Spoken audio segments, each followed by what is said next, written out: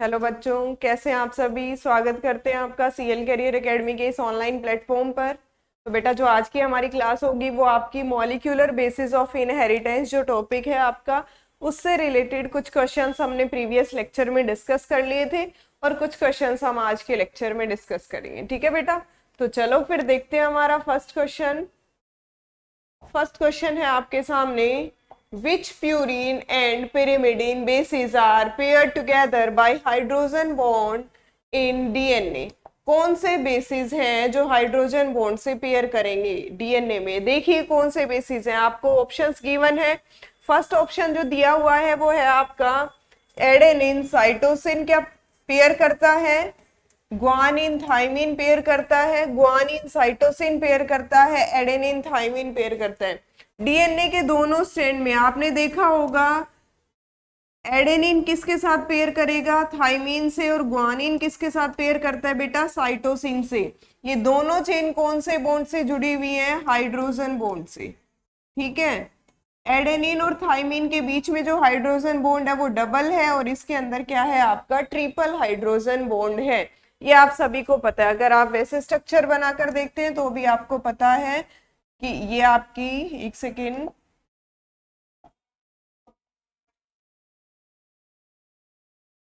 Pentose sugar, यहाँ पर आपका बेस मान लो एडेनिन होगा, तो दूसरी चेन हम नीचे से स्टार्ट करेंगे और हमारा ऐसा कुछ, ये जो यहाँ पर आपका क्या लगेगा, थाइमिन, और थाइमिन और एडेनिन के बीच में कौन सा बॉन्ड होगा, हाइड्रोजन। ये फर्स्ट कार्बन, ये सेकंड, थर्ड पर क्या होगा आपका ओ एच एच, फिफ्थ पर आपका जो कार्बन है उसके साथ में फॉस्फोरिक एसिड लगा हुआ है आपका। ठीक है, यानी कि हमें पता है कि एक चेन हमारी इस अलाइन मैनर में अलाइन कर रही है तो दूसरी ऑपोजिट मैनर में अलाइन करती है। तो ये हमें सिर्फ इस पर फोकस करना है इस क्वेश्चन में। देखना है एडेनिन किसके साथ पेयर कर रहा है, थाइमीन के साथ, और पहला जो कार्बन है शुगर का उसी पर आपके बेस ग्लाइकोसिडिक लिंकेज से अटैच होते हैं। ये वाला जो बॉन्ड है ये आपको पता है कौन सा है, ग्लाइकोसिडिक लिंकेज ना। और ये हो गया हमारा हाइड्रोजन। क्लियर है बेटा, तो ऑप्शन देखिए, ग्वानिन और साइटोसिन पेयर करता है, एडेनिन और थाइमिन पेयर करते हैं, ना कि ग्वानिन और एडेनिन, थाइमिन और साइटोसिन। ठीक है, नन ऑफ द अबव हो नहीं सकता, ये हमारा ऑप्शन हो गया। ठीक है बेटा, चलो फिर आगे देखते हैं। नेक्स्ट क्वेश्चन है आपका, न्यूक्लियोटाइड इज, क्या है न्यूक्लियोटाइड ये बताना है। Nitrogenous base, pentose sugar and phosphoric acid. Answer हमें फर्स्ट में मिल रहा है। न्यूक्लियोटाइड देखते हैं कैसे होते हैं। ये देखो, ये हो गई आपकी पेंटोज शुगर, डीएनए की ले रहे हो या आरएनए, जैसे आपको ठीक लगे। देखिए फर्स्ट पर क्या होगा आपका बेस, डीएनए का देख लेते हैं, थर्ड पर ओ एच, फिफ्थ जो कार्बन होगा उस पर क्या अटैच होगा बेटा आपका, फॉस्फोरिक एसिड। ये देखिए हो गया आपका फॉस्फोरिक एसिड। ऐसे लिंकेज है, यानी कि पेंटोज शुगर के साथ में आपका बेस और साथ में आपका क्या हो गया, फॉस्फोरिक एसिड। इन सभी को मिलाकर ये जो कंस्टिट्यूएंट कर रहा है, यानी कि इन तीनों को मिलाकर आप क्या बोलेंगे, न्यूक्लियोटाइड। ठीक है, ये क्या है, collectively nucleotide is the combination of किस किस का है, base, sugar and phosphoric acid. Clear है सभी को। चलो फिर, तो ये ध्यान रखना है। न्यूक्लियोसाइड और देख लेते हैं। अगर बेटा सिर्फ और सिर्फ आपकी शुगर है और बेस है, ठीक है, ये CH2OH, HOH, ये हो गया आपका HH। ठीक है, अगर सिर्फ और सिर्फ आपका शुगर और बेस है, शुगर और बेस के एसोसिएशन को क्या बोलोगे, न्यूक्लियोसाइड, नॉट न्यूक्लियोटाइड। तो कंफ्यूज मत होना, तीनों का जो ग्रुप है उसको न्यूक्लियोटाइड बोलेंगे, और अगर फॉस्फेट वहां पर नहीं है, फॉस्फोरिक एसिड, तो आप बोलेंगे उसको न्यूक्लियोसाइड। क्लियर है। तो डीएनए हो या आरएनए, हमारा लॉन्ग चेन है किसकी, न्यूक्लियोटाइड की चेन है ना, तो उसमें न्यूक्लियोसाइड नहीं हो। ठीक है, नेक्स्ट क्वेश्चन देखते हैं। Prokaryotic genetic system contains, prokaryotic genetic system में क्या है देखना है। डीएनए हिस्टोन है, आरएनए हिस्टोन, हिस्टोन प्रोटीन नहीं है। जनरली अगर आपके उसमें मिलेंगे तो न्यूक्लियोइड एसोसिएटेड प्रोटीन मिलते हैं, न्यूक्लियोइड एसोसिएटेड प्रोटीन। क्या मिलेंगे बेटा? Nucleoid associated proteins. क्योंकि आपको पता है प्रोकैरियोटिक जो सेल है उसके अंदर कोई न्यूक्लियर मेम्ब्रेन नहीं है ना। Genetic material lies in cytoplasm, कहां पर है? साइटोप्लाज्म में ही है, जिसको आप बेसिकली क्या बोलोगे? न्यूक्लियोइड। ठीक है, न्यूक्लियोइड बोलेंगे। जेनेटिक मटेरियल आपका साइटोप्लाज्म में ही है, कोई मेम्ब्रेन नहीं है उसकी। और उसके साथ कैसे? नॉन हिस्टोन प्रोटीन यानी न्यूक्लियोइड एसोसिएटेड प्रोटीन्स ही बाइंड होंगे, ना कि हिस्टोन प्रोटीन। एक एक्स्ट्रा क्रोमोसोमल डीएनए भी होता है जिसको आप क्या बोलते हैं? प्लाज्मिड। प्लाज्मिड क्या होता है आपका? Extra chromosomal DNA. क्लियर है सभी को? तो ध्यान से देखना है, क्या आपका डीएनए हिस्टोन होंगे, आरएनए हिस्टोन होंगे, डीएनए हिस्टोन होंगे? नहीं होंगे बेटा, डीएनए होगा बट नो हिस्टोन्स, हिस्टोन्स नहीं होंगे। ठीक है, यूकैरियोटिक सेल में हमारा क्या था? डीएनए हिस्टोन के चारों तरफ रैप हो रखा था ना, H2A, H2B, H3, H4, 2 molecules of each. और आपका क्या बन रहा था? हिस्टोन ओक्टामर। लगभग 200 बेस पेयर जो है इसके चारों तरफ क्या हो रहे थे? रैप हो रहे थे। और आपको एक पर्टिकुलर जो स्ट्रक्चर मिल रही थी उसका क्या नाम था हमारा? न्यूक्लियोसोम ना। तो ऐसा कुछ आपको प्रोकैरियोटिक सेल में देखने को नहीं मिलेगा। ठीक है बेटा, तो ऑप्शन क्या हो गया हमारा? DNA but no histones. ठीक है, नेक्स्ट क्वेश्चन देखते हैं। In a double stranded DNA amount of guanine is 35%। अगर ग्वानिन की अमाउंट 35% होगी then what will be the amount of cytosine. अच्छा क्वेश्चन है। अगर ग्वानिन की अमाउंट कितनी है बेटा? 35% है, तो आपसे पूछा हुआ है कि साइटोसिन की अमाउंट कितनी होगी। काफी इजी क्वेश्चन भी है, प्रीवियस ईयर में आए हुए क्वेश्चंस भी काफी इजी हैं आपके। ग्वानिन 35 है, तो आप मुझे बताओ जितना ग्वानिन होगा उतना ही क्या होगा? साइटोसिन। ठीक है, 35% ग्वानिन है तो 35% ही क्या होगा आपका? साइटोसिन होगा। रिमेनिंग जो परसेंटेज होगा वो किसका होगा बेटा? एडेनिन और थाइमिन का। ठीक है, उनका इक्वल होगा। अब देख लीजिए 35% ही किसका होगा? साइटोसिन का। क्लियर है? ठीक है, तो ये देखना है आपको कितना भी परसेंट दिया हुआ हो, एडेनिन का होगा उतना ही थाइमिन का होगा, ग्वानिन का होगा उतना ही साइटोसिन का होगा। क्यों? क्योंकि ग्वानिन पेयर करेगा किसके साथ? साइटोसिन का। अनपेयर्ड फॉर्म में थोड़ी ना होगा। ठीक है, चले आगे। तो 35% हो गया आपका किसका? साइटोसिन का। नेक्स्ट क्वेश्चन देखते हैं। One gene, one enzyme hypothesis was postulated by। One gene, one enzyme hypothesis किसने दी थी? जनरली आपका क्या है? बीडल और टोटम ने क्या किया था? वन जीन वन एंजाइम, यानी कि इन्होंने कोरिलेशन एस्टैब्लिश किया था कि कहीं ना कहीं हमारा जो जीन है वो किससे कनेक्टेड है? एंजाइम से। यानी वो जो कनेक्शन था उसको इन्होंने क्या किया था? एक्सप्लेन किया था। न्यूरोस्पोरा में एक्सपेरिमेंट भी किया था कि जितने भी मेटाबॉलिक पाथवे हैं which are controlled by specific genes. कौन कंट्रोल कर रहा है बेटा? स्पेसिफिक जीन्स कंट्रोल कर रहे हैं। And specific genes are encoded by, sorry, specific enzymes control कर रहे हैं। मेटाबॉलिक पाथवे उसको कौन कंट्रोल कर रहा है बेटा? आपके स्पेसिफिक एंजाइम्स कंट्रोल कर रहे हैं। And specific enzymes are encoded by specific genes. स्पेसिफिक जीन्स एनकोड कर रहे हैं स्पेसिफिक एंजाइम्स को। हाँ, ये हो सकता है कि वही चीज है कि सभी एंजाइम्स है जो कहीं ना कहीं आपके क्या है? प्रोटीन के ही बने हुए हैं। ठीक है, जीन्स ही एनकोड कर रहे हैं। तो ये जो रिलेशनशिप एस्टेब्लिश किया था, ये जो रिलेशनशिप प्रोवाइड किया था, किसने किया था? बीडल एंड टोटम ने 1941 के अंदर आपका ये क्या किया था? One gene one enzyme hypothesis इन्होंने दी थी। ठीक है बेटा, न्यूरोस्पोरा में इन्होंने एक्सपेरिमेंट भी किया था। चलो फिर आगे देखते हैं। तो आंसर हो गया हमारा डी, आंसर हो गया। ठीक है, क्लियर है सभी को? देखिए फिर आगे,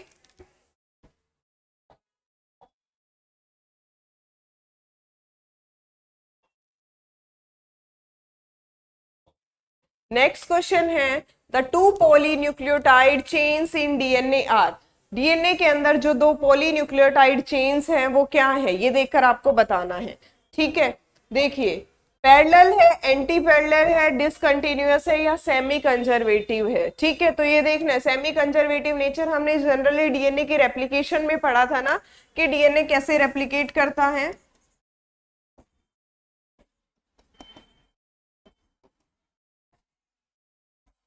ऐसा नहीं है कि एक सेल में आपका पूरा का पूरा क्या है, डीएनए जा रहा है, एक स्ट्रैंड दूसरी में जा रहा है, एक दूसरी में जा रहा है, और फिर वहां पर आपका नया स्ट्रैंड सिंथेसाइज हो रहा है ना, रेप्लिकेशन हो रहा है। तो जनरली हमने वहां पढ़ा है।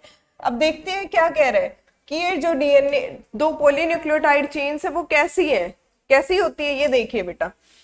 अगर हम डायरेक्ट देखेंगे तो क्या हो गया हमारा 5 प्राइम एंड एक चेन का, 3 प्राइम एंड दूसरी चेन का, इसका 3 प्राइम और इसका 5 प्राइम, ऐसा ही कुछ होता है। कैसी पैरेलल हो गई या फिर एंटी पैरेलल? कैसा अलाइनमेंट हो गया बेटा? Anti parallel. एक बार इसको देखते हैं स्ट्रक्चरली।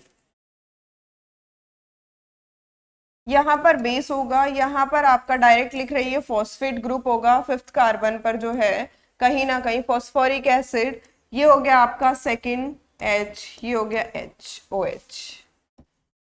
मान लो यहाँ पर कोई भी बेस लगा हुआ है आपका। नेक्स्ट जो शुगर होगी,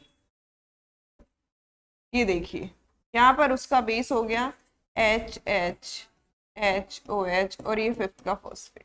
तो बेटा जो यहाँ पर जो ये कनेक्शन होगा, ये कौन सा बॉन्ड होगा आपका? Phosphodiester bond. कौन सा बॉन्ड होगा? Phosphodiester bond. इट मींस पहली शुगर का कौन सा कार्बन? 3 प्राइम। फर्स्ट शुगर का ध्यान रखना है, पहली शुगर का कौन सा कार्बन? 3 प्राइम। नेक्स्ट जो इनकमिंग शुगर है उसका हमेशा कौन सा कार्बन? 5 प्राइम जो है, उस पर जो फोस्फेट ग्रुप लगा हुआ है वो दोनों मिलकर के जो बॉन्ड बनाएंगे वो क्या होगा हमारा? Phosphodiester bond. ठीक है, कौन सा होगा आपका?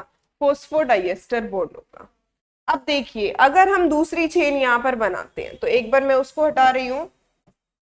ये आपको ध्यान रखना है कि पहली शुगर का कौन सा आपका 3 प्राइम और नेक्स्ट शुगर का क्या होगा आपका 5 प्राइम। तो चलो फिर उधर देखते हैं। अगर मैं ये चेन दूसरी वाली इधर बनाती हूँ, इसका बेस इधर सेम एज इट इज इसी फॉर्म में बनाती हूँ, तो क्या ये पेयरिंग कर पाएगा? क्या ये चेन स्टेबल होगी? नहीं होगी। मान लो यहाँ पर मैंने एडेनिन लगा दिया और यहाँ पे थाइमिन, नहीं होगी पेयरिंग। ठीक है, अनस्टेबल स्ट्रक्चर हो जाएगी। तो क्यों ना हम इसको रिवर्ट करके देखते हैं, आराम से बन जाएगा इधर करेंगे तो।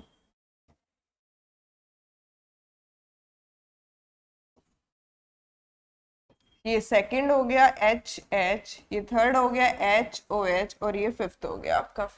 फर्स्ट शुगर का आपका 3 प्राइम, नेक्स्ट का 5 प्राइम बॉन्ड आराम से बन जाएगा, लेकिन ये स्टेबल नहीं होगा। टू अचीव मोर स्टेबिलिटी, ज्यादा से ज्यादा स्टेबिलिटी को अचीव करने के लिए देखिए डीएनए की सिंथेसिस कैसी होती है। सिंथेसिस होगी बेटा आपकी ऑपोजिट डायरेक्शन में। ठीक है, देखना है ध्यान से चेन कैसे बनेगी। हमने दोनों कंडीशंस देख ली कि मैम ऐसे भी बन सकता है। चलो फिर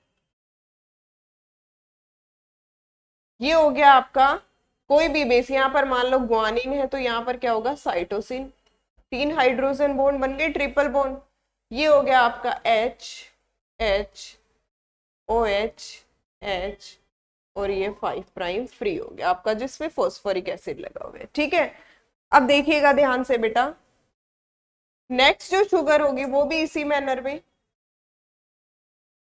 ये मान लो आपका एडेनिन है तो यहाँ पर क्या होगा, थाइमिन, ये डबल हाइड्रोजन बॉन्ड, ये H H H O H, और ये क्या हो गया आपका 5'।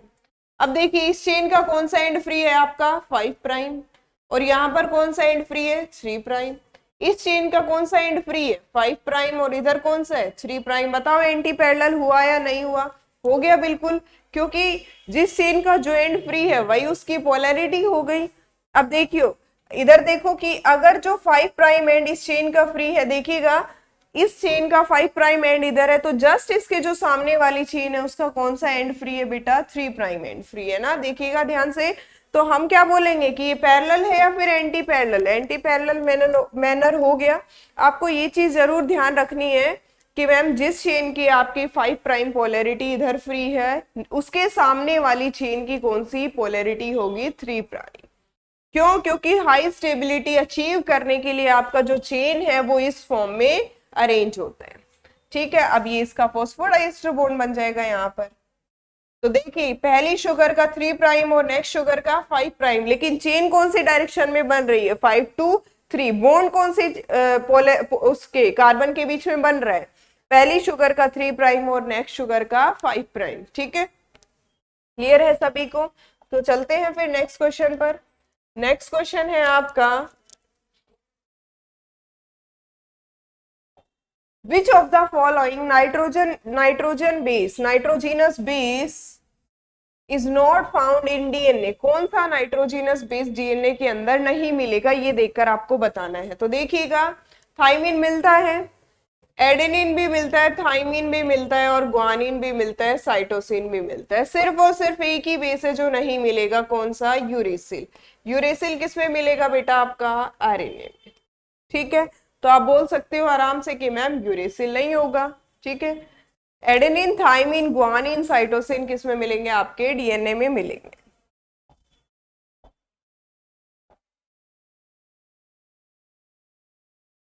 नेक्स्ट क्वेश्चन है, PCR and restriction fragment length polymorphism are the methods for, किसके मेथड्स हैं? डीएनए सीक्वेंसिंग के हैं, study of enzymes, genetic fingerprinting और जेनेटिक ट्रांसफॉर्मेशन। देखिए पहली चीज पीसीआर क्या है आपका? Polymerase chain reaction.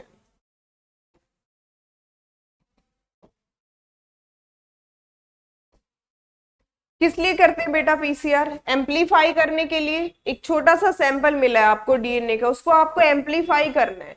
अब स्टडी करने के लिए आपको क्या करना पड़ेगा? एम्पलीफाई करना ही पड़ेगा। ऐसा तो है नहीं इतने से सैंपल से आप स्टडी कर पाएंगे, कोई भी रिसर्च कर पाएंगे। हमें क्या करना है? उसको एम्पलीफाई करना है। तो एम्पलीफाई करने के लिए आप क्या करोगे? आर्टिफिशियली पीसीआर करेंगे टू एम्पलीफाई डीएनए सैंपल।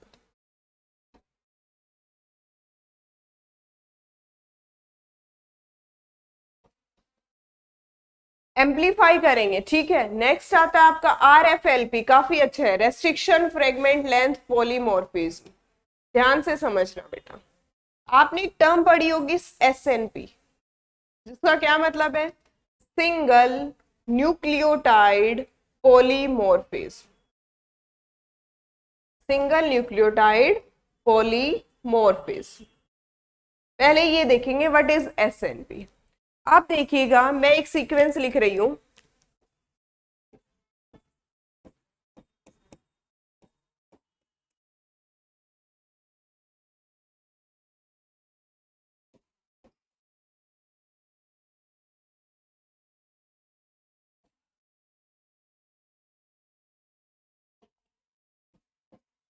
ये सीक्वेंस है।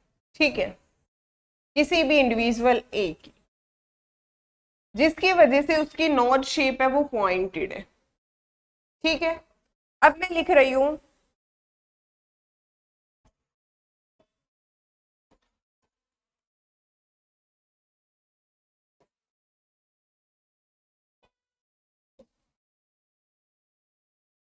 ये मैंने हाईलाइट कर दिया आपका।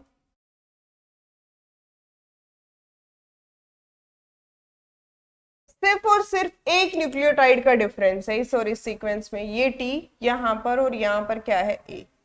इसकी वजह से जो पर्सन है उसकी नोड शेप कैसी हो गई? थोड़ी सी ब्रॉड हो गई। यहां पर लिख रही ब्रॉड है उसकी नॉट शेप। यानी एक सिंगल न्यूक्लियोटाइड की वेरिएशन की वजह से क्या मिल रहे हैं आपको, बहुत सारे मॉर्फोलॉजिकल कैरेक्टर मिल रहे हैं एक पर्टिकुलर ऑर्गन के भी ना। किसी की पॉइंटेड नोज शेप है, किसी की ब्रॉड है, तो किसी की अदर फॉर्म है ना। सिर्फ और सिर्फ कितने न्यूक्लियोटाइड डिफरेंस की वजह से, एक न्यूक्लियोटाइड डिफरेंस की वजह से क्या बोलोगे, सिंगल न्यूक्लियोटाइड पॉलीमॉर्फिज्म। अब देखते हैं, single nucleotide polymorphism leads to the formation of SNP, leads to the formation of RFLP, restriction fragment length polymorphism। मान के चलो आपका क्या है, रेस्ट्रिक्शन एंडोन्यूक्लियस। कौन सा एंजाइम है बेटा, रेस्ट्रिक्शन एंडोन्यूक्लियस। अब रेस्ट्रिक्शन एंडोन्यूक्लियस क्या कर रहा है, GAATTC। ठीक है, मैं इसको हटा रही हूँ। ये देखिएगा एक पर्सन का डीएनए है, यहां पर लिखा मैंने GAATTC। ठीक है, जो रेस्ट्रिक्शन एंडोन्यूक्लियस इको R1 है, मान के चलो कट कर रहा है, यहां पर इस जगह से कट करता है वो। अब मैंने क्या किया, एक पर्सन दूसरा पर्सन किसी भी पर्सन का डीएनए लिया और मैंने देखा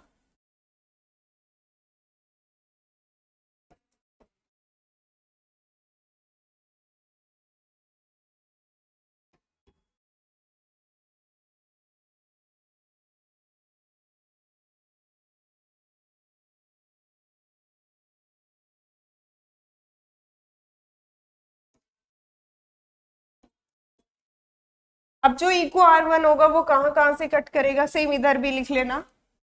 ये देखिए इस सीक्वेंस की वजह से क्या हो गया, डिफरेंट लेंथ के क्या प्रोड्यूस होंगे, फ्रेगमेंट्स।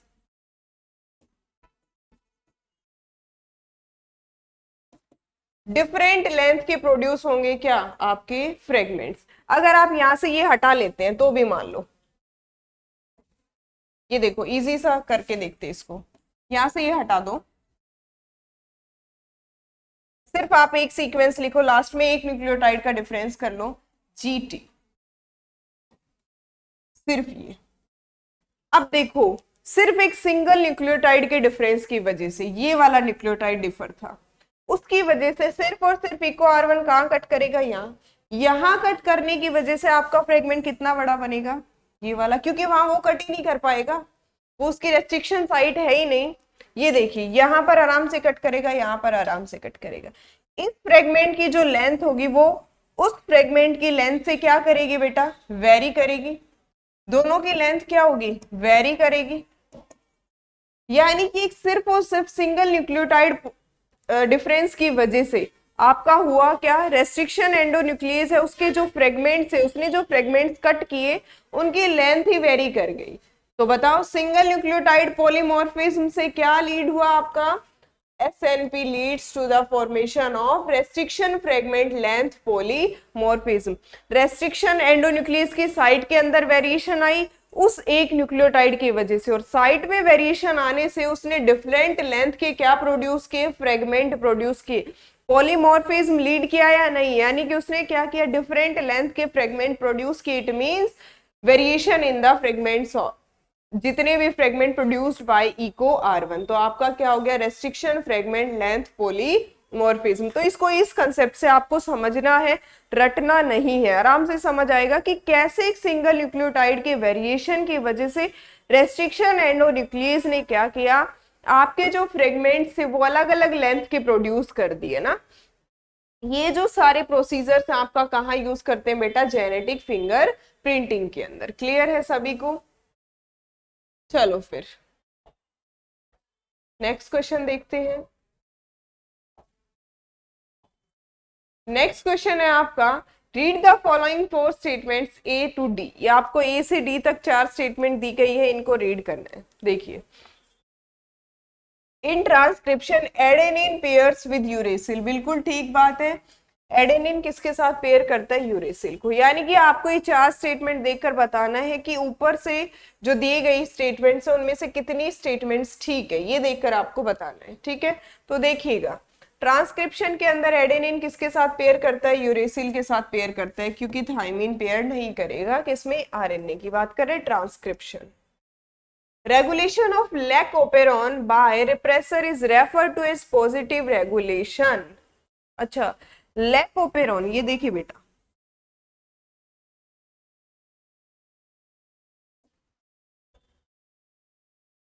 ये हो गया आपका रेगुलेटरी जीन, ये प्रोमोटर, ये ऑपरेटर, ये आपका जेड वाई और ए। ठीक है, ये स्ट्रक्चरल जीन्स है आपके।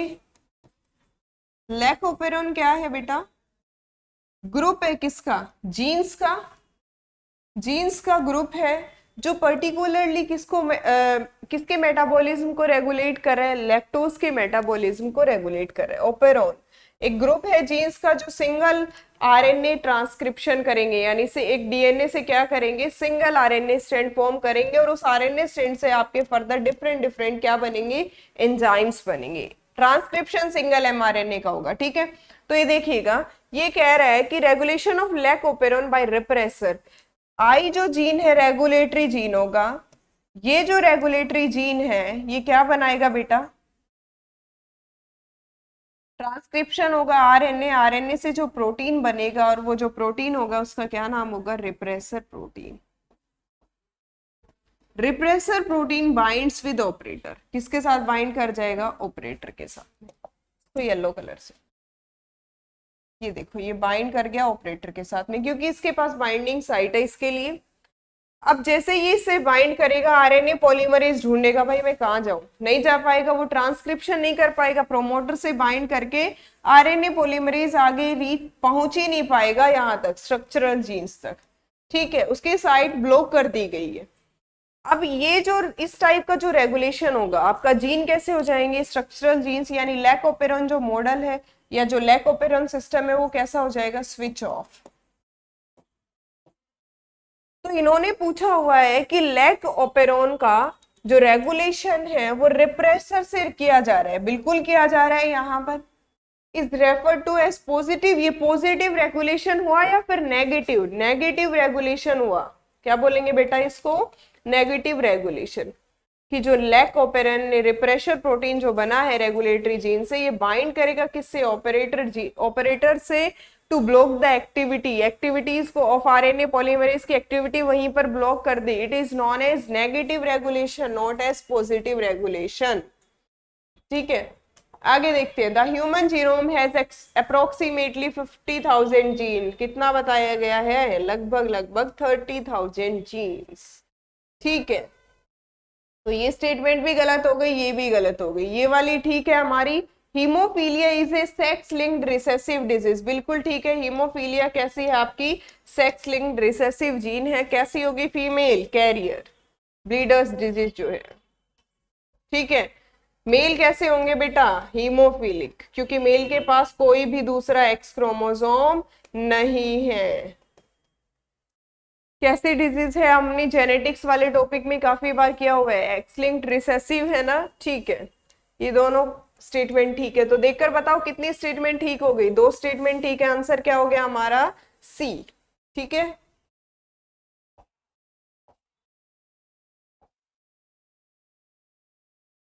नेक्स्ट क्वेश्चन है, commonly used vectors for human genome sequencing are. Human genome sequencing के लिए क्या किया था हमने, सबसे पहले डीएनए को आइसोलेट किया,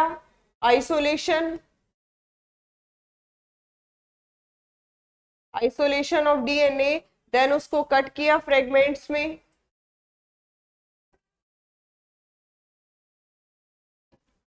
फ्रेगमेंट्स को कट करने के बाद हमने क्या करवानी है, क्लोनिंग करवानी है। अब क्लोनिंग के लिए आपको क्या करवाना पड़ेगा, होस्ट चाहिएगा।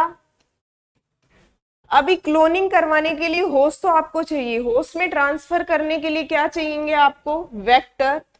होस्ट आप जनरली क्या लोगे बेटा, बैक्टीरिया और यीस्ट। जनरली होस्ट जो यूज किए गए हैं वो क्या होंगे, बैक्टीरिया और यीस्ट। तो जो वेक्टर होगा वो क्या होगा आपका, बैक्टीरियल आर्टिफिशियल जो है क्रोमोसोमल वेक्टर, और यीस्ट आर्टिफिशियल क्रोमोसोमल वेक्टर। ठीक है, तो ये हो गया आपका answer bacterial artificial chromosomal vector और यीस्ट आर्टिफिशियल क्रोमोसोम। ठीक है, तो आंसर क्या हो गया हमारा BAC और YAC, क्योंकि होस्ट हम जनरली क्या लेते हैं बेटा, बैक्टीरिया और यीस्ट।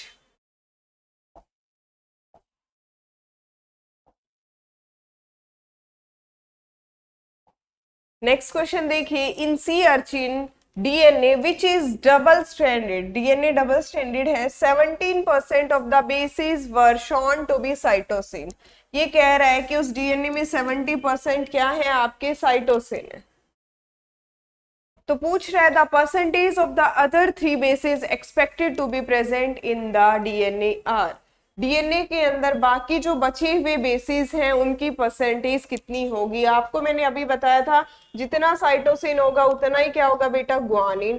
कितना परसेंट, 17%। तो पहले ऑप्शन देखो, 17% इसमें भी है। ठीक है, आगे देखिएगा, बचे हुए percent total will be, total कितना हो जाएगा, 100% फॉर ऑल दी 4 बेसिस, चारों बेसिस के लिए कितना होगा, 100%। अब देखिएगा बच गया कितना, 33 हो जाएगा डिवाइड आराम से, किसमें, एडेनिन और थाइमिन में। ठीक है, टोटल क्या हो जाएगा इन सभी का, 100। इजी सा क्वेश्चन है। ठीक है, ये कैसा हो गया, अगर 16.5 एडेनिन है 32.5 थाइमिन, नहीं हो सकता ना, इक्वल परसेंटेज होगा, जितना एडेनिन उतना ही थाइमिन, और टोटल भी आपका क्या हो जाएगा, 100। ठीक है, तो ऑप्शन क्या हो गया बेटा आपका, ग्वानिन 17%, एडेनिन 33% और थाइमिन क्या हो गया आपका 33%। ठीक है,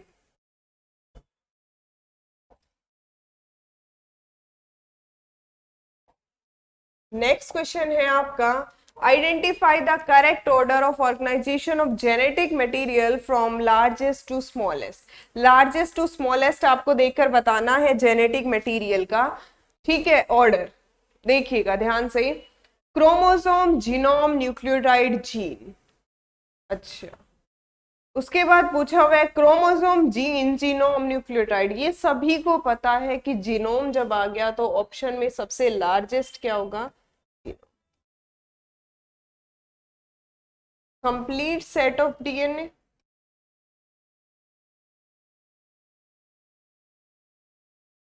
इसको ऑर्गेनाइज होने के लिए क्या होना पड़ता है, पैक। पैक होकर क्या बनाएगा, थ्रेड लाइक स्ट्रक्चर, जिसको आप क्या बोलेंगे, क्रोमोसोम। क्रोमोसोम का जो सेगमेंट है उसको क्या बोलते हैं आप, जीन, यूनिट ऑफ इनहेरिटेंस। ठीक है, सेगमेंट ही तो है डीएनए का, जो क्या होगा, ट्रांसक्राइब होगा, यानी कि क्या है आपका यूनिट ऑफ इनहेरिटेंस। एक क्रोमोसोम पे बहुत सारे जीन हो सकते हैं, और आपका जो जीन है या डीएनए है वो मोनोमेरिक जो यूनिट्स है किसका बना हुआ है बेटा, nucleotide. Nucleotide means nitrogenous base, phosphoric acid, phosphoric acid और प्लस में शुगर, तीनों को क्या बोलेंगे, न्यूक्लियोटाइड। तो ऑर्डर आप ही देख लीजिए क्या है, जीनोम, जीनोम से क्या है, क्रोमोसोम। पैकेजिंग के बाद जो यूनिट होगी वो क्या होगी, उससे छोटी होगी। ठीक है, और उसका एक सेगमेंट क्या है आपका, जीन। और जीन या कोई भी आप डीएनए देख लो, डीएनए का ही पार्ट है क्या, जीन। किसका बना हुआ होगा, न्यूक्लियोटाइड की सीक्वेंस ये, और उसकी सबसे छोटी यूनिट क्या हो गई बेटा, न्यूक्लियोटाइड। ठीक है, तो जीनोम, क्रोमोसोम, जीन और लास्ट में क्या हो गया आपका न्यूक्लियोटाइड। क्लियर है, आगे सभी को समझ में।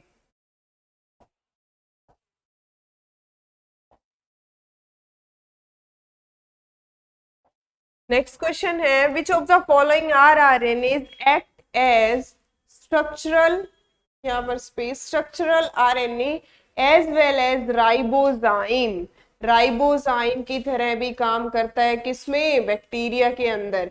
यानी राइबोजाइम क्या होगा आपका, कैटेलिटिक आरएनए बेटा। कैटेलिटिक आरएनए को ही क्या बोलेंगे, राइबोजाइम। यानी कि कौन सा वो आरएनए है जो कैटालिसिस का भी काम कर रहे हैं में, बैक्टीरिया में। तो बेटा जो 23 एसआरएनए है, ये ध्यान रखना है आपको, 23 एसआरएनए है वो क्या करेगा, कैटालाइजेस द प्रोसेस ऑफ ट्रांसलेशन, या आप बोल सकते हो process of formation of polypeptide chain. Protein की जो फॉर्मेशन है उसको क्या करेगा, रेगुलेट, कैटालाइज करेगा, कौन, 23 SRNA which act as catalytic RNA. समझ आ गया सभी को? ठीक है, तो ऑप्शन आंसर क्या हो गया आपका, 23 एसआरएनए। ठीक है बेटा, ये आपको बैक्टीरिया के लिए, प्रोकैरियोटिक सेल के लिए ध्यान रखना है कि 23 एसआरएनए है वो कैटालिसिस की तरह भी काम करेगा, यानी वो आरएनए जो किसकी तरह काम कर रहा है, कैटालिटिक एक्टिविटी भी शो कर रहा है। ठीक है, उसको क्या बोलते हैं हम, राइबोजाइम। ध्यान रखना, काफी अच्छी टर्म है राइबोजाइम, कई बार पूछा जाता है। ठीक है,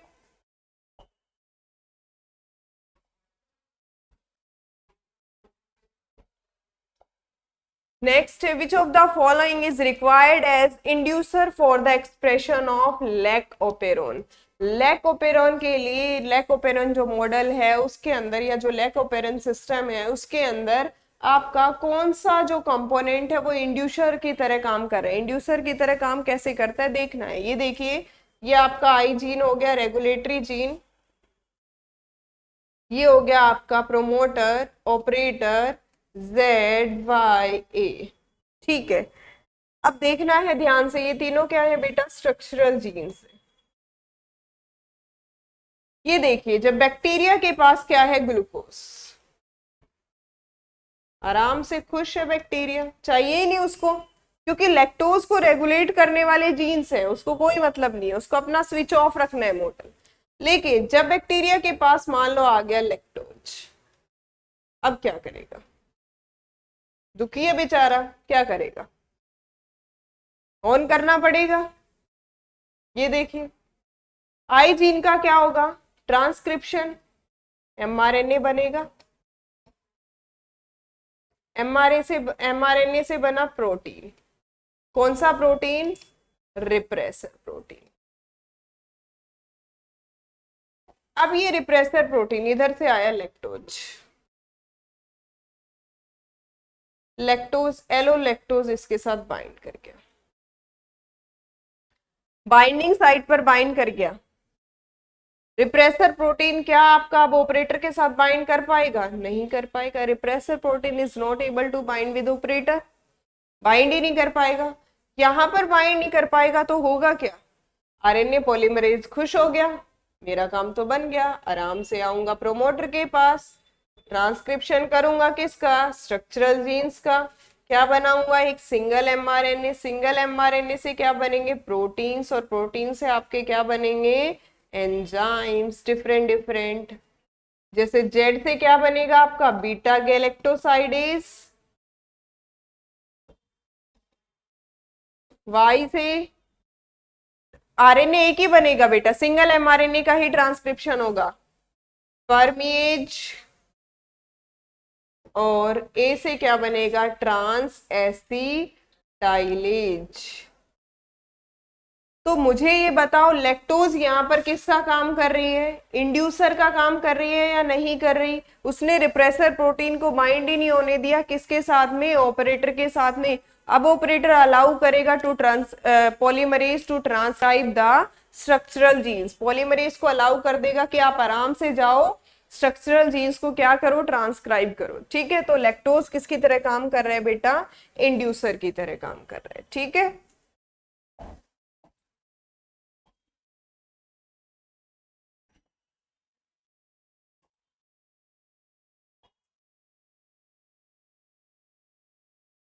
एक सेकेंड बेटा,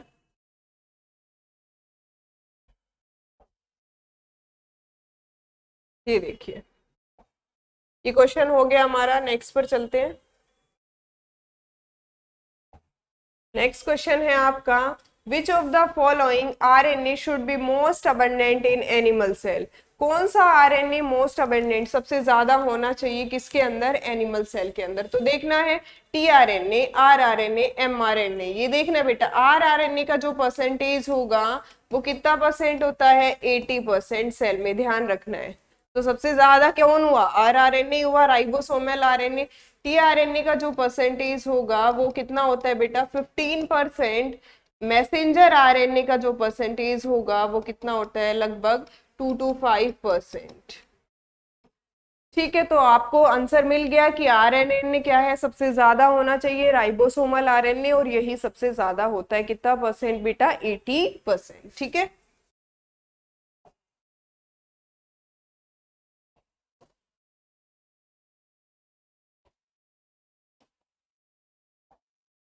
देखिएगा, all of the following are part of an operon except. Operon system हमने कई बार देख लिया अभी, तो ये देखकर बताना है कि कौन कौन सा इसका पार्ट है और कौन सा इसमें से नहीं है।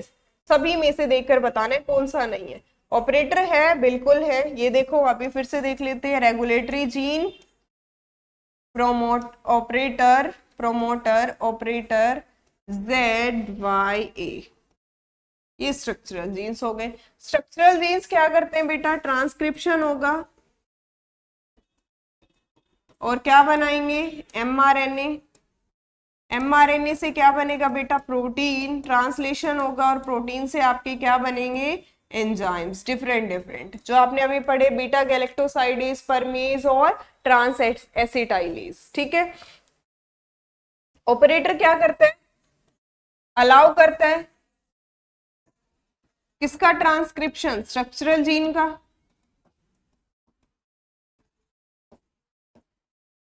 और जो भी रेगुलेटरी प्रोटीन यहां से बनेगा उसको बाइंड भी कहाँ करवाते हैं हम, ऑपरेटर जीन। ठीक है, प्रोमोटर क्या करता है बेटा, यहाँ पर साइट है किसके लिए, आरएनए पॉलीमरेज के लिए बाइंडिंग साइट। एनहांसर कहीं भी नहीं है इस सिस्टम के अंदर, तो आपका क्या हो गया, एनहांसर क्या है आपका, नहीं है, बाकी सब ये, तो ऑप्शन क्या हो गया आपका, एनहांसर। ठीक है, सी ऑप्शन आपका ठीक है, ये तीनों तो है ही, प्रोमोटर भी है, ऑपरेटर भी है और आपका स्ट्रक्चरल जीन्स भी है। ठीक है बेटा,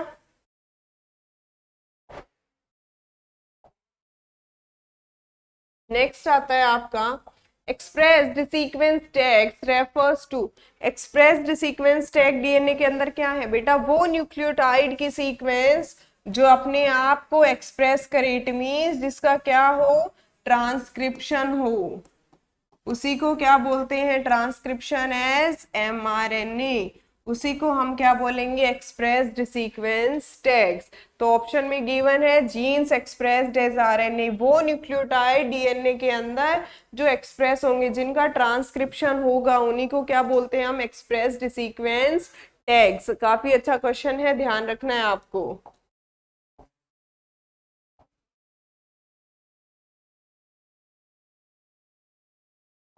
नेक्स्ट क्वेश्चन है, match the following jeans of the lac operon with their respective products. आपको इन जीन्स के साथ में इनका जो प्रोडक्ट बना है उसके साथ में मैच करना है।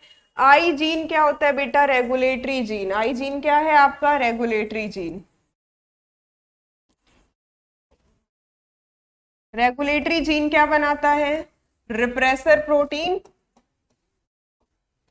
बताओ, जो ऑपरेटर के साथ जाकर बाइंड करेगा और लेकोपेरोन की जो एक्टिविटी है, ओपेरोन की एक्टिविटी को कंट्रोल करेगा ना। आई जीन किसके क्या बना रहा है आपका, repressor. Next, Z gene structural gene है, क्या बनाता है, बीटा गैलेक्टोसाइडेज। अभी अभी देखा, बीटा गैलेक्टोसाइडेज क्या करता है बेटा, लैक्टोज को ब्रेक करेगा इनटू ग्लूकोज एंड गैलेक्टोज।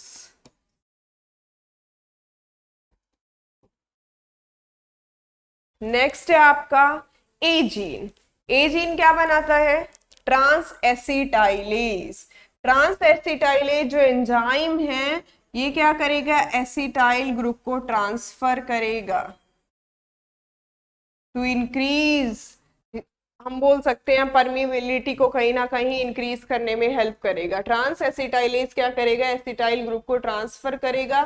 अब वाई जीन क्या बनाता है बेटा, परमीज। परमीज से क्या होगा आपका, लैक्टोज के लिए सेल की परमिबिलिटी इंक्रीज हो जाएगी। ठीक है, अब देखिएगा ए किससे मैच कर रहा है, थर्ड से। थर्ड देखो कितने में है,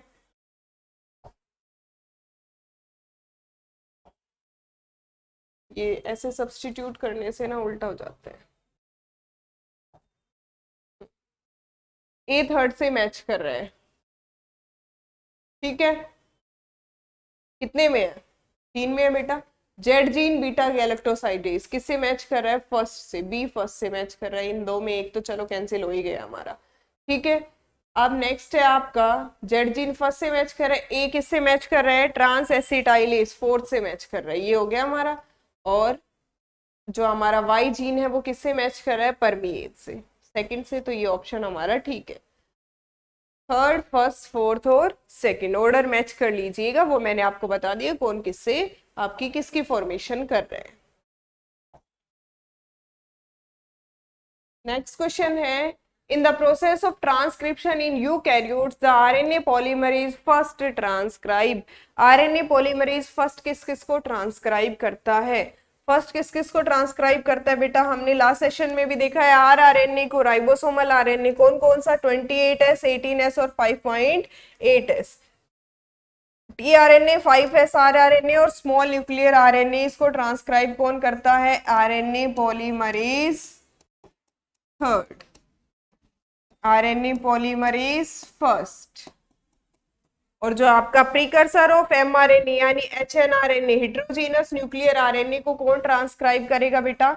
आरएनए पॉलीमरेज सेकेंड, ठीक है। ये अच्छा क्वेश्चन है, काफी बार घुमा फिरा के इस पे क्वेश्चन बन ही जाते हैं, तो आपको जरूर याद रखना है फर्स्ट किसको ट्रांसक्राइब करते हैं, सेकंड किसको और थर्ड किसको करते हैं, ठीक है बेटा।